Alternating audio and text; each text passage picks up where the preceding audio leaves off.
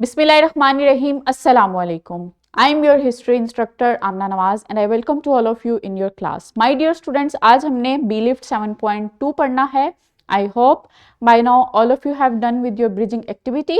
So let's move towards our learning outcome. आज का जो learning outcome है वो हमारा क्या है? हमने देखना है significance of Farman by Mughal court for east India company. इसके अलावा मराठास और निज़ाम्स का रोल देखना है, किस तरह से उन्होंने ब्रिटिश ईस्ट इंडिया कंपनी को हेल्प आउट किया था for the rule of Indian सब कॉन्टिनेंट. सो हमने देखना है the east India company, the foundation of east India company and the rise of British rule, British power in Indian सब continent. इसकी जो सबसे बड़ी वजह थी वो क्या था? जो फरमान जारी हुआ था मुग़ल एम्परर जहांगीर की तरफ से, उसने इजाज़त दी थी ब्रिटिश ईस्ट इंडिया कंपनी थी उसको ट्रेडिंग की इंडियन सब कॉन्टिनेंट में, जिसकी वजह से उनको यहाँ पे अपनी फैक्ट्रीज़ और अपनी कंपनीज़ यहाँ पे बनाने की इजाज़त मिली थी. तो इस वजह से उन्होंने वहाँ पे अपना रूल जमाना शुरू कर दिया था. और जो ब्रिटिश ईस्ट इंडिया कंपनी थी वो कब आई थी? ब्रिटिश ईस्ट इंडिया कंपनी जो थी वो 1600 में इन इंडियन सब कॉन्टिनेंट आई थी for the sake of trading of spices and textiles. इसके बाद जो है इसका जो लीगल परमिशन थी, जो फरमान था, वो इसको कब हुआ था? वो इसको 1600 में मुगल एम्परर जहांगीर ने दिया था. इससे ईस्ट इंडिया कंपनी को कौन कौन से सिग्निफिकेंस हासिल हुए थे, वो कौन कौन से फ़वाइद हासिल हुए थे जिसने उसको मज़ीद पावर में आने में मदद की थी? वो क्या थे?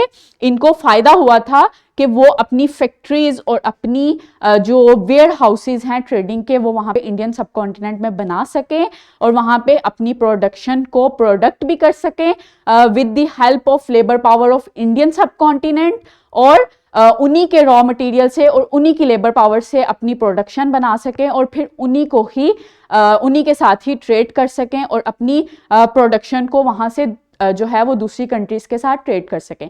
दूसरा फायदा उनको क्या हुआ था? दूसरा फायदा उनको ये हुआ था कि उन्होंने अपनी ट्रेडिंग पोस्ट बनाई थी इन मद्रास, कोलकाता एंड मुंबई. ये तीनों जो एरियाज थे वो कोस्टल एरियाज थे, साहिल के पास थे. तो उन्होंने वहाँ पे अपनी ट्रेडिंग पोस्ट बनाई थी ताकि वो अपनी प्रोडक्शन को यहाँ से आसानी से कोस्टल एरियाज पानी के जरिए जो है वो मूव करवा सकें और अपनी ट्रेड जो है वो उसको इंजाम दे सकें.